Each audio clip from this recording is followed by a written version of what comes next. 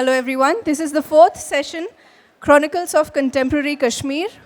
We have two speakers, Ipsita Chakravarty and Manisha Sobhrajani, and the session is being moderated by Aparna Devare. Ipsita Chakravarty is an award-winning journalist who has reported on politics and armed conflict in Kashmir and Northeast India for a decade. She has worked as a reporter, editor, and opinion writer for national dailies including The Times of India, The Telegraph, The Indian Express, and Scroll. Her book, Darpan, Tales from Kashmir's Conflict 2025 has received widespread critical acclaim. Manisha Sobhrajani works with communities in remote and hostile environments across India, focusing on trauma, reconciliation, and the human cost of conflict and displacement. With a background in journalism and publishing, she combines rigorous research and a deep commitment to lived realities in her fieldwork and writing, amplifying voices often excluded from mainstream narratives.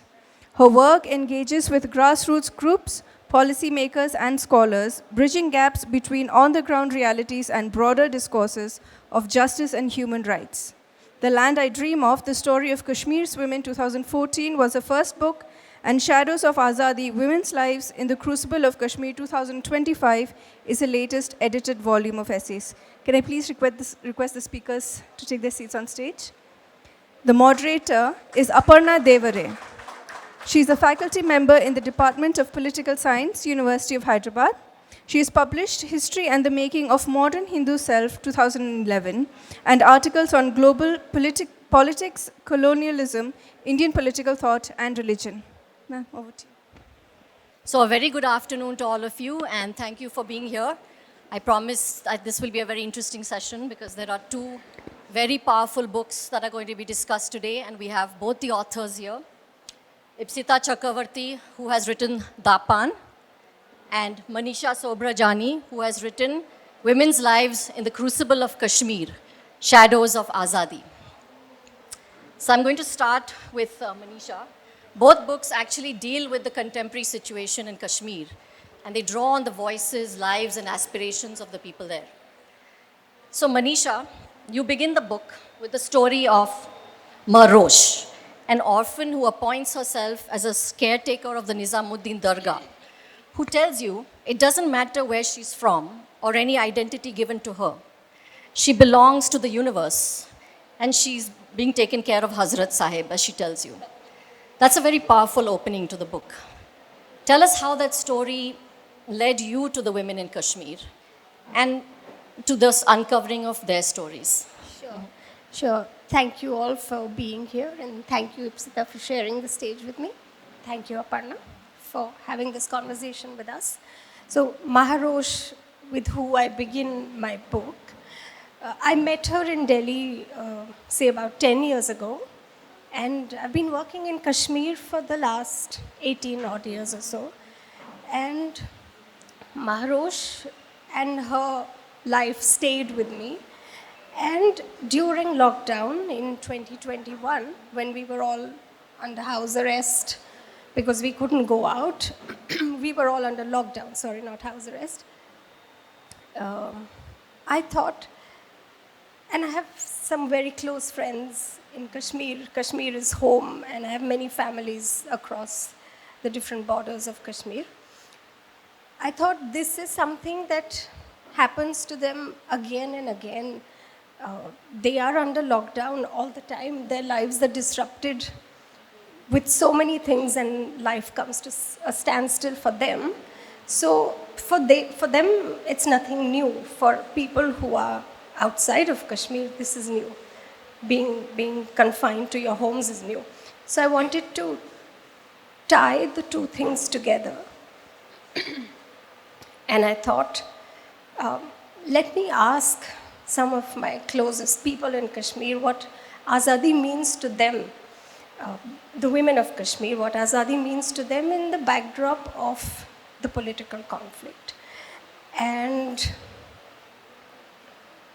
I did not want to hear the same stories of political unrest, and which of course is there and it's undeniable. I also wanted to hear voices which do not write often. English is not their first language. yet they go through their own profound experiences. So there is this lovely woman who lives in Kargil. She was one of the first girls to be educated in the region of Kargil, and she took it upon herself to make education available for every single girl in Kargil. And for that, God only knows what she went through, traveling from village to village. And traveling in Kashmir, in Kargil, Ladakh, is not easy. There's barely any means of public transport. And she was very, very gracious enough to share her story with me. And I put it down in the best way that I could. There is a radio presenter on Radio Kashmir. English is not a language she's familiar with. She speaks only in Kashmiri. She speaks in Urdu. She recorded her story on WhatsApp and sent it to me, and she said, do what you will with it. So these are stories that I gathered during lockdown, and I thought it would be interesting to know what Azadi means to them while you live in Kashmir, while you're going through a political conflict, and you are going through something like COVID. So that's how this book came about. Yeah. Yes, I do remember reading their stories in the book. Right. So talking about Azadi and women's Azadi, you talk about your own journey to find freedom. So initially in the introduction, you talk about how your own story connects with those of the women you write about. So how would you make those connections? My family comes from Sindh in Pakistan. My grandparents moved to this side of the border during the partition. My father actually was born there, and he was brought to this side by my grandparents when he was a baby. So Pakistan and partition and Kashmir have been topics of discussion during my growing up years, and it was only natural that I ended up working in Kashmir quite serendipitously. I have to say, it wasn't planned at all. So one thing led to another, and things kept happening. And my first visit to Kashmir was in 2004, and that time you couldn't move out of the hotel after 4:35 in the evening. You had to keep your head covered at all times, and there were no mobile phones did not work in Kashmir that time. So 4 o'clock I would find a local booth and call home and say, okay, I'm safe for now, I'll call you back tomorrow. That was it. 2012, I was working in Ladakh after the cloudburst had happened. We were rebuilding some homes for the families that lost their homes in the flash floods. I remember driving down from Ladakh to Srinagar, and I arrived at around midnight, and I thought, that's been quite a journey from not being able to step out of the hotel at 4 in the evening to arriving in the city at midnight. And lots had changed, lot is changing, and alongside Kashmir, my life changed as well. I was born and brought up in Delhi. I moved to Goa in around 2008. I moved again to Hyderabad about 3 years ago. So work in Kashmir is a continuous, and alongside I move with it. So that's interesting because there's almost a biographical element to the book and your own story of displacement, right? Your own family's displacement and my partition, family's displacement. Right, partition, I would say I found roots in Kashmir, Right. and I found roots again in Hyderabad. That's interesting. Okay. So I just should mention there are 18 stories in the book, short stories by different Kashmiri women. And the overarching themes on the book are militarization, militancy, state occupation, the humiliation that's come with it, fear, and the suffering. But there's also moments of hope in the book. So I thought maybe you could talk about some of that, because many of the stories do have those moments. Yeah, there's one story in particular that I would like to talk about here, and this wonderful young woman, she is from the other side of the border. She is a professor at a university in Pakistan, administered Kashmir, and she, God alone knows how many times she must have decided to withdraw her essay from the book, but in the end she said, okay, go ahead, and I'm very grateful to her for it. And it wasn't easy publishing this book, as you can imagine. So she tells me she's written in her essay that as a child, her mother used to tell her, don't wear the color red, because from across the border, when the soldiers see you wearing red, you are a target. They'll shoot you. So you cannot wear the color red. So for her, she teaches at the university now, and she loves wearing red. So for her, that is her azadi, to be able to wear the color red. There is another person in the book. She's one of my closest friends, and I know her from my first visit to Kashmir. She got her daughter married all by herself. She and her husband separated while she was pregnant with her daughter. And she got her daughter married last year, 2 years ago, and she printed a card where she just wrote her name, daughter of so-and-so, and the father was not mentioned there. I don't know what emotions she went through, but to be able to do that in a society like Kashmir, it's huge.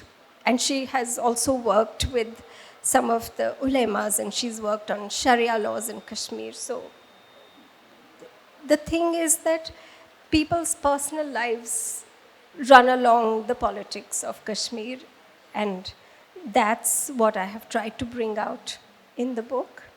Done that very well. So one thing that struck me about the book is how varied the voices are. You've got Kashmiri Muslims, you've got Pandits, women who are from an affluent background, those who are financially struggling, urban, rural. So you've got the whole gamut of voices. But they all talk about their struggles as women negotiating a very violent world outside the home, of course, but also the patriarchal traditions within the home. So the walls within the walls, kind of an image comes up. So that makes for a very layered reading of the stories. So can you talk more about this, how they are negotiating on multiple fronts, right? The violences in their lives, the different kinds of violence that comes up. Yeah. There are 2 essays in this book. So the thing about this anthology is that while I wanted voices like Neerja Mattu, who's everyone knows Neerja ji, right? She's a Kashmiri Pandit, and she and her family refused to leave the valley when violence was at its peak, and they stayed back, and she's just a legend. And while I wanted voices like Neerja ji, I also wanted maybe, a woman who rows a boat and sells vegetables on the Dal Lake. I wanted her voice also in the book. I've tried to gather as many voices, like you said, there's a whole gamut of it. There are 2 essays, one by Professor Rekha Chaudhary, and another one is her student, Vibhuti Ubert. So both of them have written about women's agency in Kashmir.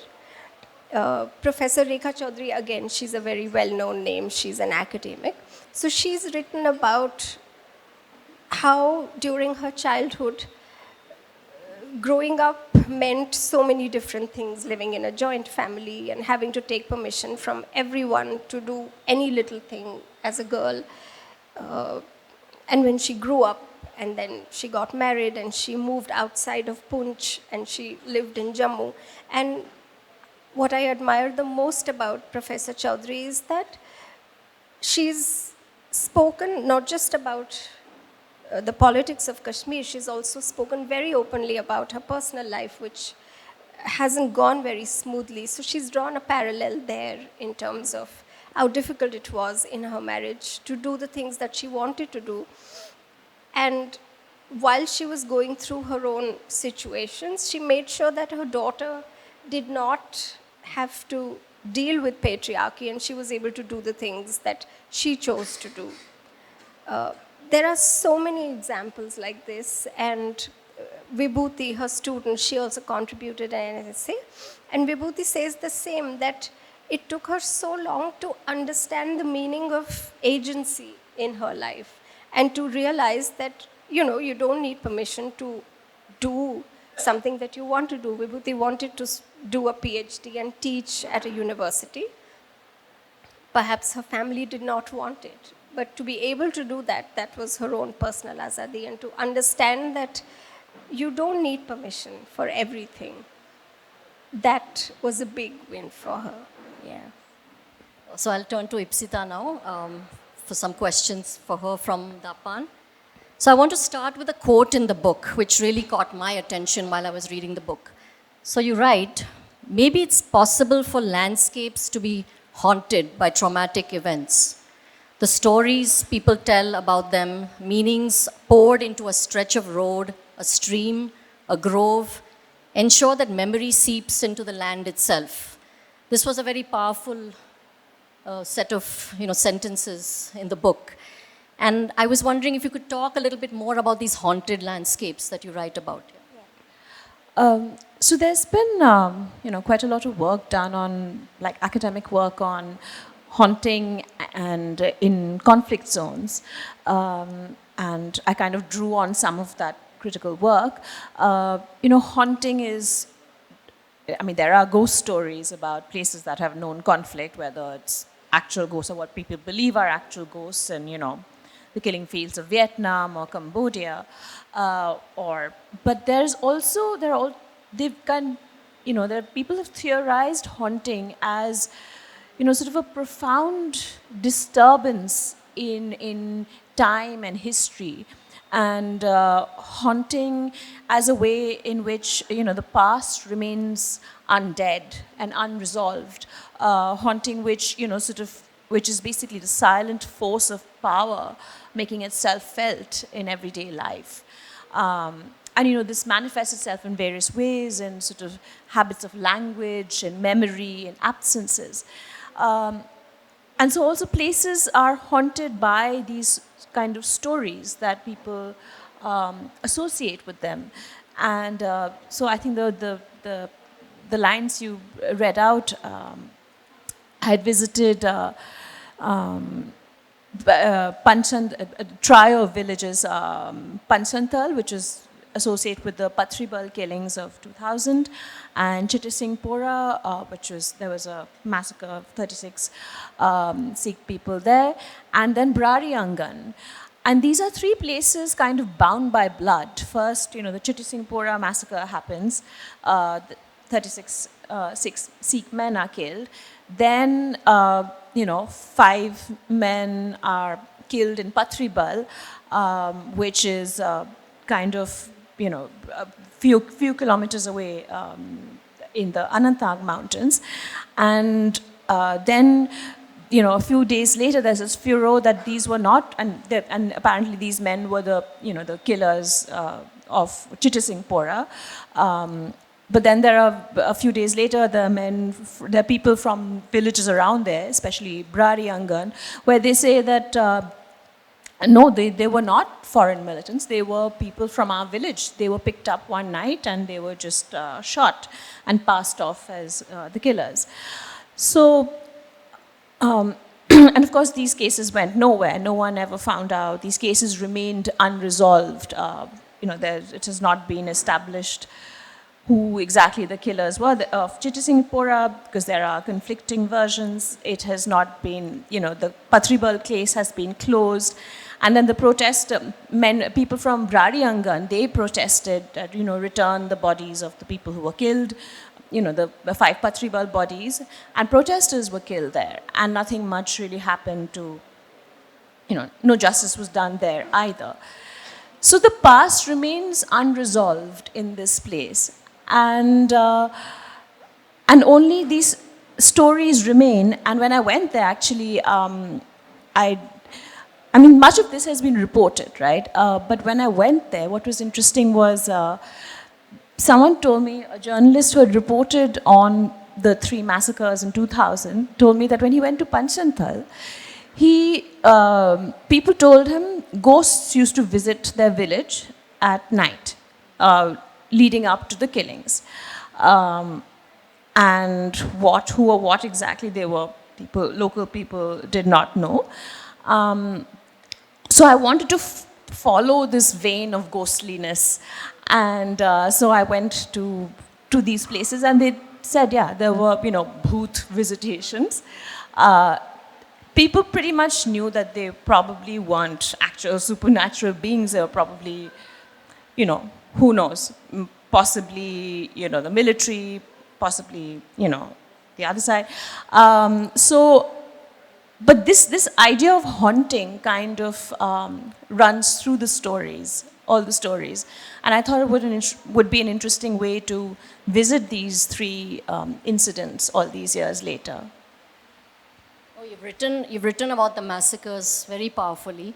In fact, I was really overcome with the sadness, when I finished the book, because it's difficult not to be impacted by the violence that you have captured, through the stories that you tell. And I was wondering when I was reading the book, what was it like for you emotionally, like your own emotional journey, to write about these kind of disturbing and chilling stories, meet the people who went through this? I mean, what was your own emotional, way of negotiating this? Because it was, I'm sure, also very difficult. Actually, what happened was I started reporting on Kashmir in a very difficult year. It was 2016, and this Hizb Mujahideen commander had been killed, and there were mass protests. And in those protests, many civilians were killed, and many of them were very young, some of them children. And that first year was very hard. I remember speaking to a family and then coming away almost in tears. Of course, I mean, when you're speaking, they're the ones who are grieving. You can't start, So I think after that, I was sort of not inured, but kind of, this is how it was. This was the tenor of things in Kashmir. And over the years, I have kind of grown, heard these stories. And actually, and when I spoke to people for this book, in 22, 23, 24, they were talking about experiences that had happened a while ago. So they had also turned these into stories for themselves. I guess that's how you also deal with grief. You turn it into a story that you can handle. And so I think it was only later on, much later, probably after the book was even published, that I went back to these stories, and the grief of it kind of struck me anew. In fact, you talk about the importance of telling stories as a way of dealing with the grief, or how do you make sense of what is happening for people also, right? You talk about it as a kind of respite. I mean, you say it's, or relief, a relief. You use the word relief. Yes. You say, I went to Kashmir as a journalist and I came back as a storyteller, is what you said in the book, in a sense. Something like that. Yeah, I mean, in a way you turn to stories as a way of dealing with this, right? So do tell us about the switch. I mean, the importance of telling stories, why they matter so much. So when I first started reporting in Kashmir, I was struck by how often and how obsessively people told stories. Like the conflict was continually being turned into story. And as you said, people said it for relief or to have some kind of agency. You can't control what's happening to you, but you can at least tell it your way. But there were also other stories that did not make it to the news report because they weren't, didn't fit the economies of news gathering. Like, I can't fact check whether a rantess or a demonic woman was, sort of stalking towns and villages at night, attacking people. Or I can't fact check whether Jaws 2 was, playing at the cinema hall in Srinagar in the late 80s when a bomb ripped through it. But I think these stories are important. They tell you something about how life was lived during the conflict, how it was experienced and imagined.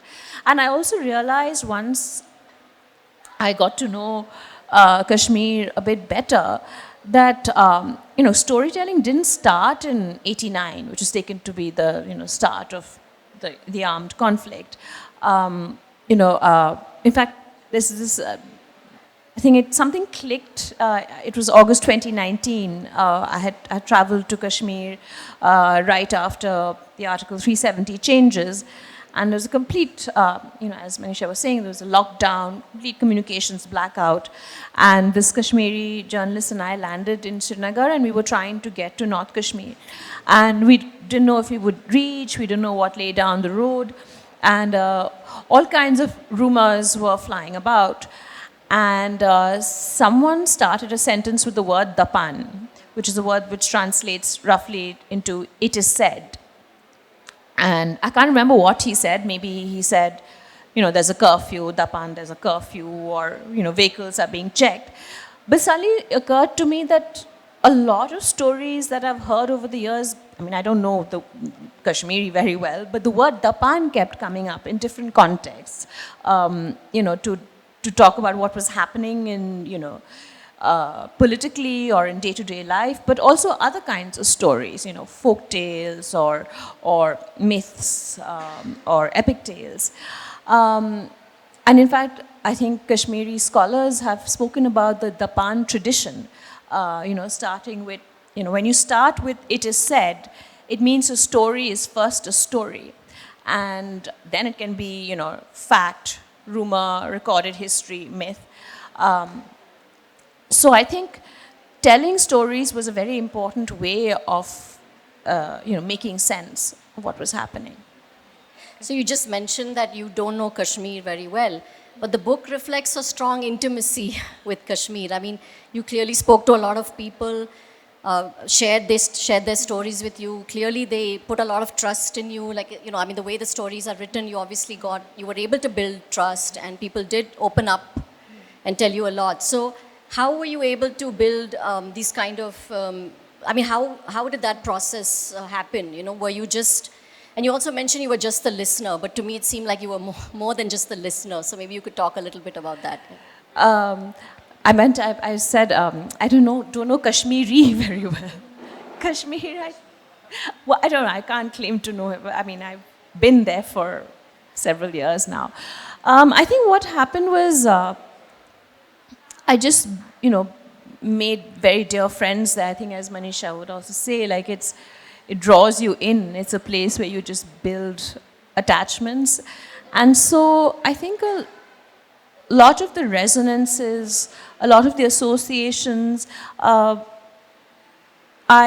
kind of caught on because through just conversations over the years, and not conversations for reporting or for a story, just chatting, with people I stayed with, or other, journalists, or just other friends. So that was, I guess, partly where some of my familiarity with Kashmir came from. But after 2019, there was a clampdown on the public sphere, and there was a new kind of mistrust, because earlier in 2016, 17, 18, when I went, people were really wanted to speak. They wanted to tell you their story, because there was a sense that maybe if they told you their side of the story, it would make it to the national media, and it would people would understand what was happening. But after 2019, there was a sense of, what's the point? Why bother telling our stories? Nothing's going to happen. And also, why would we trust you? If I approached someone I had never met before, I was an outsider, and they didn't know what the consequences of talking to me would be because of this extreme clampdown. So it was a slow process, a process that took time. For people, I would go through other mutual friends or acquaintances, or people who people had to know that they could trust me. And some people didn't speak to me, and that is also a perfectly valid choice. As for listener, I do think it was important to position myself as a listener and give space to the stories that I heard rather than me telling Kashmir, kind of telling the story of Kashmir. I saw myself more as recording, stories I heard in Kashmir, because I can't speak for Kashmiris. Yeah, no. I meant, as almost as a translator, like the empathy that you brought, right? So, Manisha, let's just turn to you. I noticed while reading the book that many of the authors are educators, teachers, some are lawyers. But given their backgrounds, did it lend itself to writing in a more self-reflexive way in terms of their own journey, or when you chose, who to ask, was that something that you thought about, or was it just a coincidence that you chose teachers, educators? Not actors? at all, not at all. In fact, now that you say, one of the lawyers who's contributed a story, she was not even sure that she wanted to let her story be published, and eventually she ended up changing her name. She's written under a pseudonym. She didn't want to use her real name.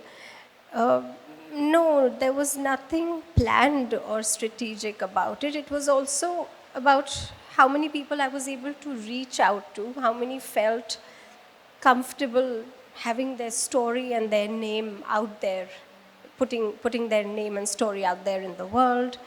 It was also about a comfort level, because what I'm asking them to do is not to tell me how they feel about the political conflict. Perhaps that might have been easy, relatively speaking. What I asked them was to share vignettes of their personal life, which meant that they needed to be vulnerable, and that takes a lot of courage. Maybe it just so happened that teachers and professors and lawyers felt a little more comfortable doing that. Yeah. No, courage is definitely a theme that cuts across both the books. What impact do you hope the book will have on audiences? This is a question for both of you, actually. As you were writing it. I want all of us to see the people of Kashmir for who they are, because I don't know how people perceive Kashmiris to be. There can be so many notions, right?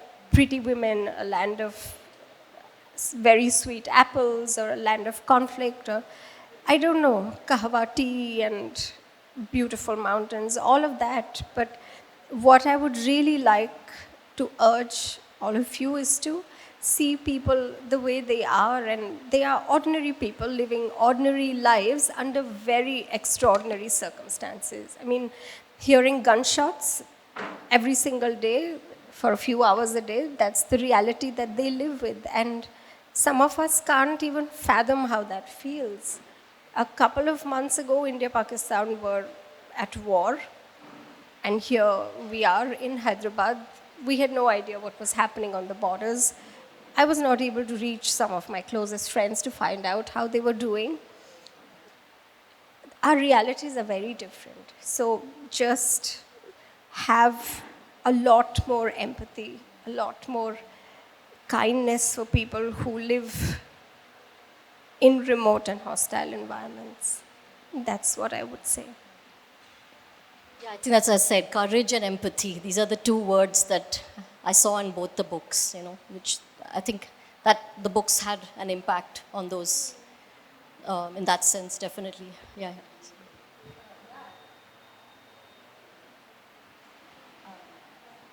I would agree with Manisha. I think, I think why I chose stories was rather than asking, sort of the big political questions, because I think there's just something about stories, truly exchanging stories, that helps bring people closer. It's not always about, borders, nations, political positions, like just sharing the details of everyday experiences or emotional experiences. Maybe that might help thaw this or bridge this great gulf between sort of the kind of the public sphere in mainstream India and the public sphere in the valley. And yeah, I just hope, I guess with the book, for me, it was my way of reaching out to people I met there, to sit down and listen to them and exchange stories. And I hope that somewhere that reading publics in India will care about what is happening to people in Kashmir. So given that clearly, yeah, you want to, for people to feel what people are going through in Kashmir, what really stood out for you as you were writing these books? Your moments of real sort of reflection, maybe one or two moments that you could talk about, both talk about, that stayed with you, continue to stay with you as you wrote these books. I mean, it seems kind of like trivial, but I ended up starting the book with it. But, my interview with the businessman in Srinagar, it was a very cold afternoon, and I had gone to ask him about sort of political humor and political satire. And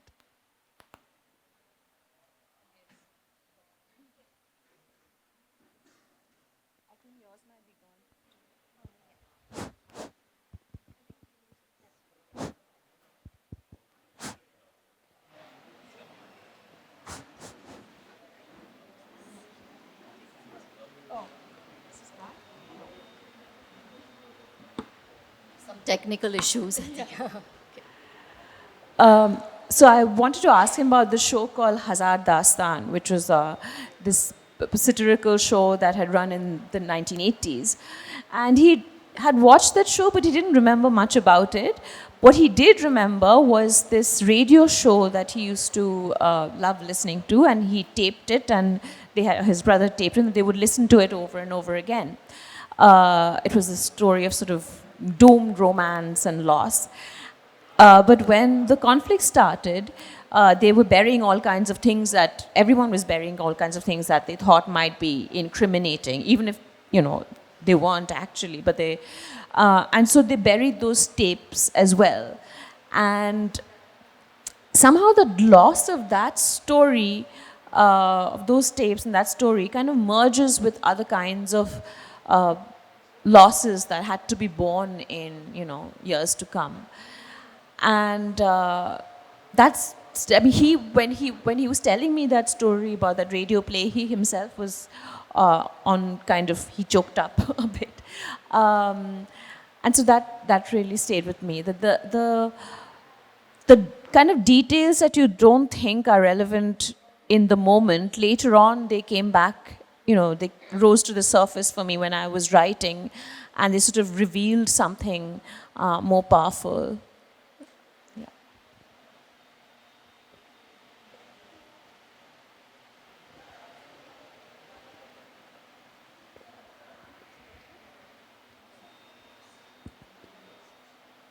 There are two incidents in particular that I am reminded of when you ask me this. I think it was 2007. I was working in a district called Doda, which is on the borders. I went to Doda and I was staying with one of the many families that have adopted me. And at night, every half a minute, there was this beam of very strong, bright light that went around in a circular motion, and it would come back. It went around in a circle. And my first thought was that, what, a disco light in Doda? How is it even possible? And it was so strong that it came into the bedroom, it came into the kitchen, in the living room. Every part of the house got illuminated the second that it reached whichever part of the house. And later on, Abu explained to me, Abu is the elderly person who has adopted me there, and he said to me, this is a searchlight. What is so strange about it? I said, what do you mean? So he said, yeah, it's a searchlight. They want to see what's happening in our houses, and this will go on the whole night. So don't you worry, go to sleep. And I thought, oh my God, how do you live with something like that? So again, what is totally normal for them is this, and we can't even imagine something like that. I thought it was a disco light. So the other story, the other incident rather that I'm reminded of is that another border district that I was working in, Rajouri, I wanted to go and meet women from a village who had formed the first women's village defense committee. The government had given ammunition to two villagers to protect themselves against the rebels, so-called militants. And every village had some members who kept those weapons, and it was their duty to guard the village. So this village had a women's village defense committee, so I wanted to go and speak to those women. So, and you can't just go there on your own, you have to take the army's permission. So I went to the army camp, and through some resource I had let them know that I will be coming, and they were very reluctant, and eventually they agreed. So when I reached the army camp, he said, yeah, come, this is the room that we've arranged for you, please be comfortable, and we'll let you know when you can go up to the village. So I said, what do you mean by that? So he said, it's not so easy to go there, you have to live here. We have to do what is called a road opening ceremony. We have to check if the road is safe. I said, what do you mean? So he says, overnight they could have planted bombs there, and the minute our vehicle goes on it, it will blow up. It's called a road opening ceremony, ROC. So once we are able to do that, we'll escort you.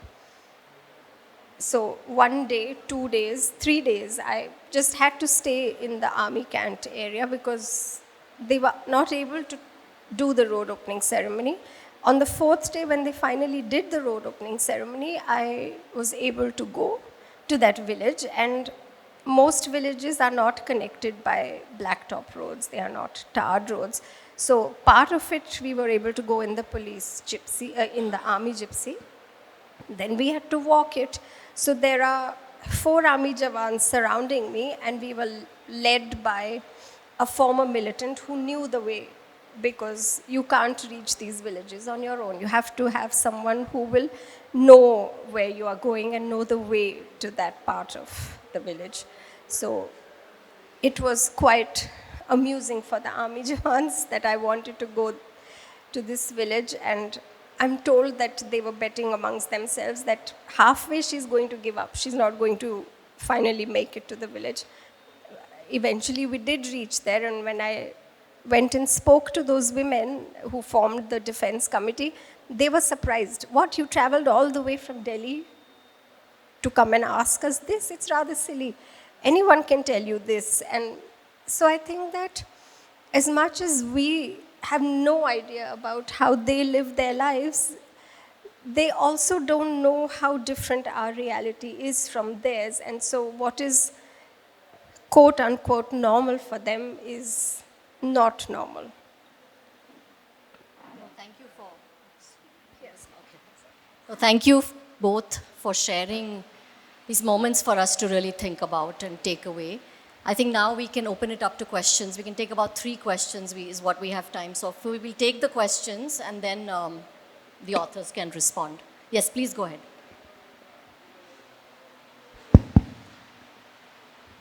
Thank you for the talk. The first question I was going to ask was, can we see Kashmir through Kashmiri eyes, the eyes of the women, the children, the men, not through the eyes of the colonizer, which is us, who's always looking to extract, exploit, control? I think you answered that question very well through empathy, sharing stories. The second question was like, how is raising young children in Kashmir? Like, how is that as an experience? How is that for a parent? Can the rest of the country look at Kashmiri children as like their parents do? Like sometimes we read about like Kashmiri teenagers, and like someone sitting in Delhi will think that, oh, that's a threat. Like, how do you like how do you relate to them as someone who has lived and worked there, who has worked with their parents?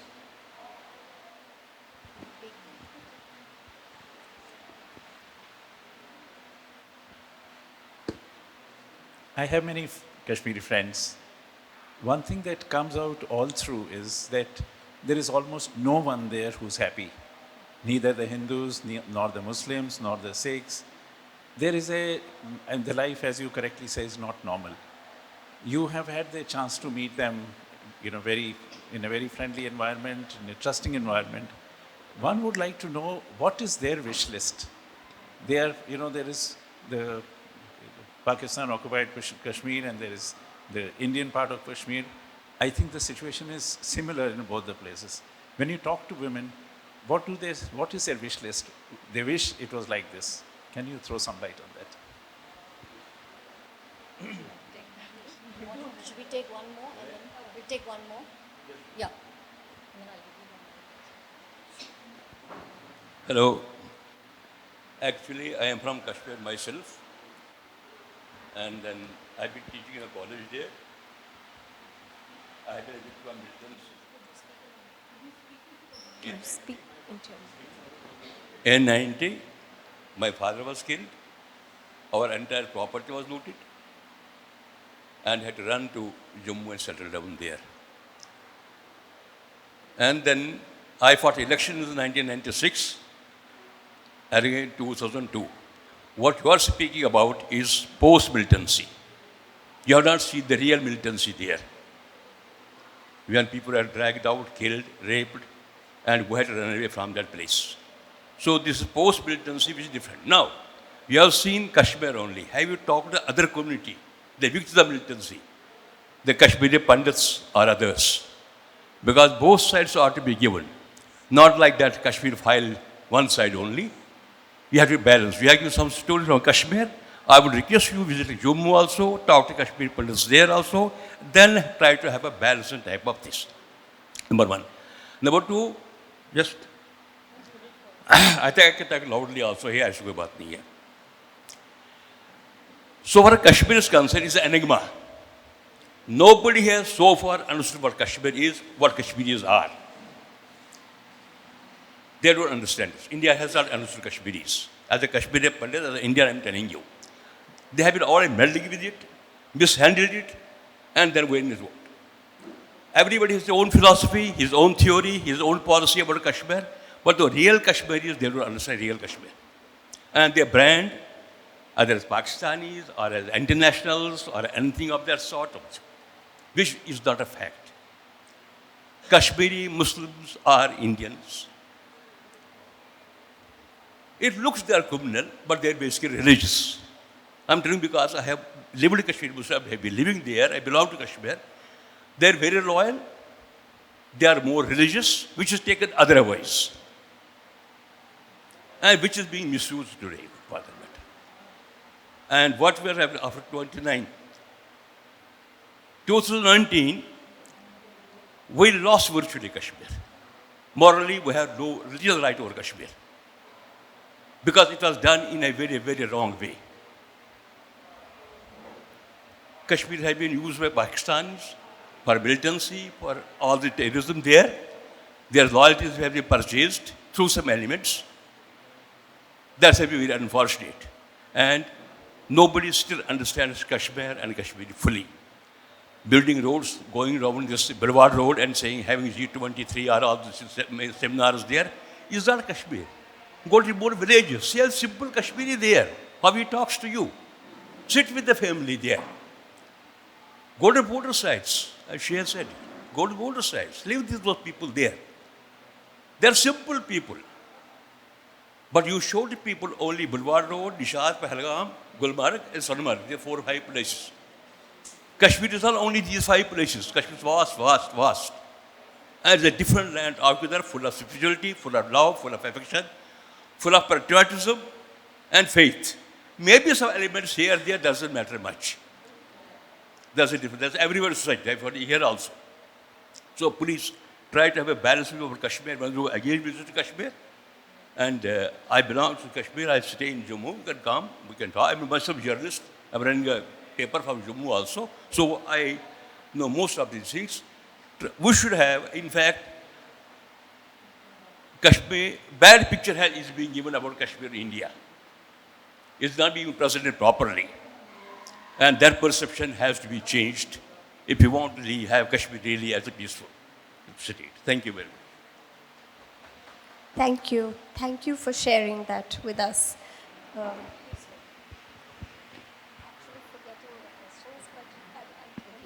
To answer your question first, um, and please add to what I say, Ipsita.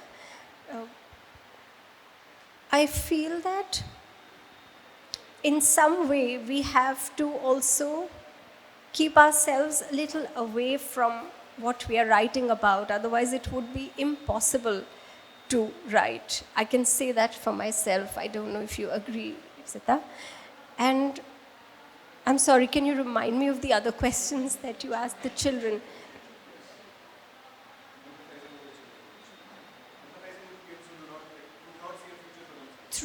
Through our work, that is what we try to do. We try to empathize. We try to create somewhat a life of dignity as much as is possible in a situation where, like he just mentioned.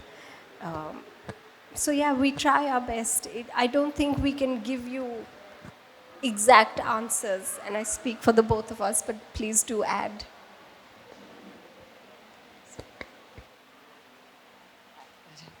I agree. I mean, I think, but when you were speaking about children who have, feel they have no future, this was a few years ago. I mean, I just have a story. I don't know if it answers your question. But I had gone to Pulwama and I was speaking to college kids there. It was 2018 or something. And the usual question, what do you want to do when once you're done with college? And all of them said, we don't know. We can't imagine a future. These were years when there were protests going on. Some of them were used to join protests, some of them didn't. But all of them said, we don't know what we can't imagine a future. And that must be a very bleak thing to live with. And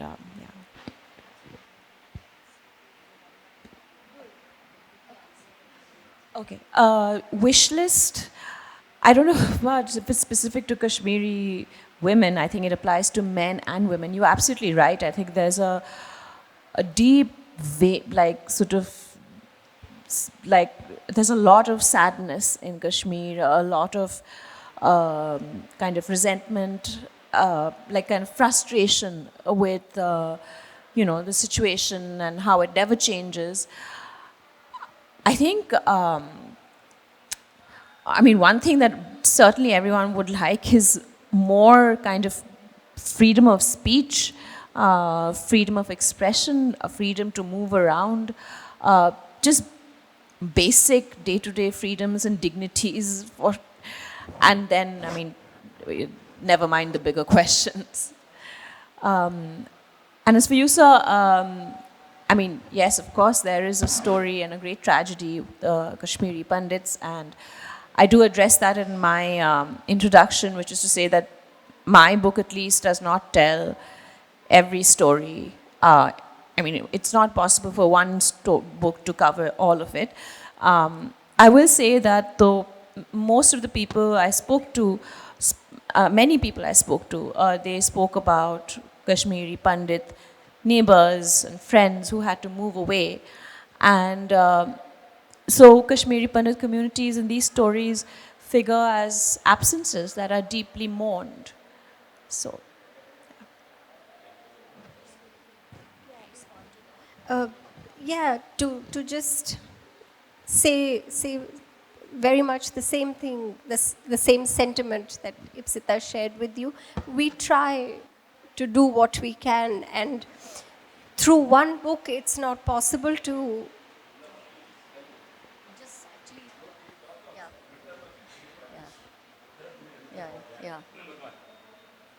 yeah. Migrants, Kashmir people is going back.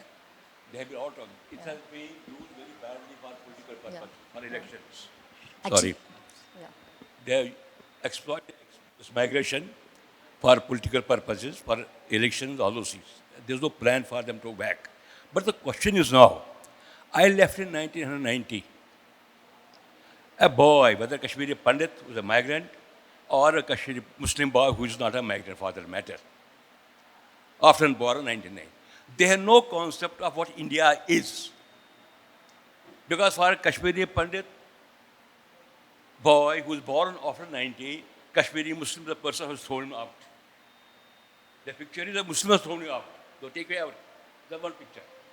Kashmiri Muslim thing doesn't know what India has done for Kashmir in 1947 so again. When it had no economy, it has come. It is only the trigger, army.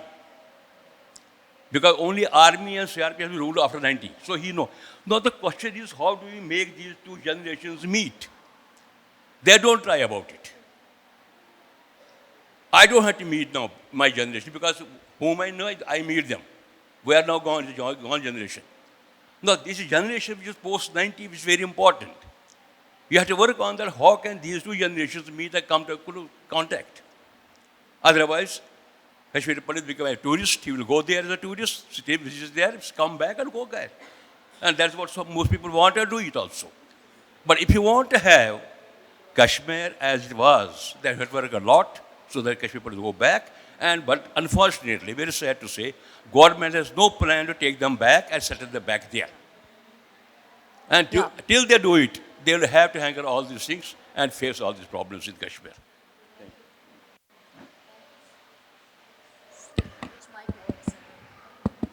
Hello.